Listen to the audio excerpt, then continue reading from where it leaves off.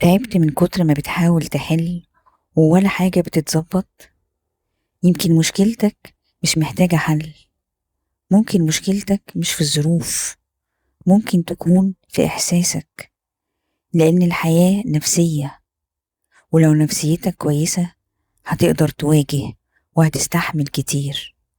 طب تخيل بقى لو ربنا هو اللي بيظبط الإحساس ده، مش الناس، مش الظروف، مش حلول المشاكل، لأ. ألم نشرح لك صدرك.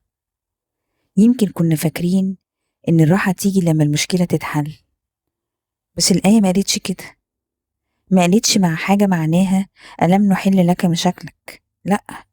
قالت ألم نشرح لك صدرك. كأن ربنا بيقولك قلبك الأول لو انشرح كل حاجة تهدى. القلب لو انشرح الدنيا بتهدى، حتى لو الدنيا متغيرتش. يعني ممكن نفس المشكلة بس انت اللي مختلف، أهدى، أثبت، شايف الصورة بشكل أوسع. طب الأمان بيجي منين؟ من إنك مسيطر بقوتك المحدودة، ولا من ربنا بقوته وقدرته؟ ألم نشرح لك صدرك كأنها بتقولك مش لازم تسيطر عشان تهدى. ممكن تهدى وانت سايبها لربنا. احنا مش بنبان في وقت الهدوء، احنا بنبان وقت الضغط والمشاكل. وهنا بيظهر قربنا من ربنا عامل ازاي. ووضعنا عنك وزرك الذي أنقض ظهرك. ربنا بيغفر الذنوب لما نتوب، بس ايه اللي بيخلي الذنب تقيل كده؟ مش بس لأنه غلط، لكن لأنه كسر حاجة جواك، وإنك مش الشخص اللي نفسك تبقى عليه.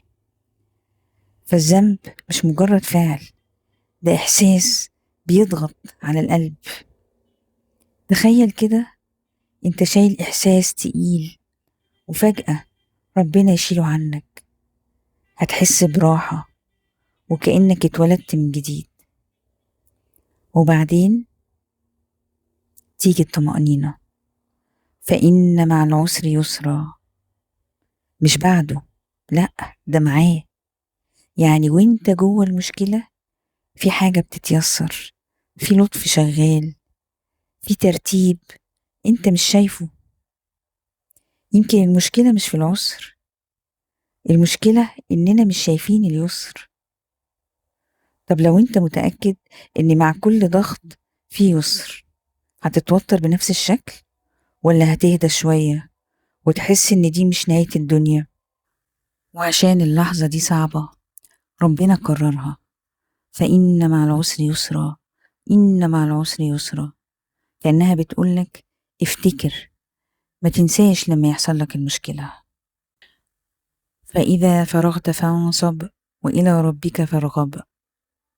ارجع له وخلي قلبك معاه، عشان لما تتعب تلاقي قلبك أصلا منشرح، منشرح بسبب القرب، وتبقى جواك دايما إن مع العسر يسرا. مش بس آية، لأ، كمان إحساس. شرح الصدر مش رفاهية، دي رحمة. قولي إيه أكتر جزء في الصورة دي لمستك؟ خلي الصورة دي معاك النهاردة وشوف هتفرق معاك إزاي.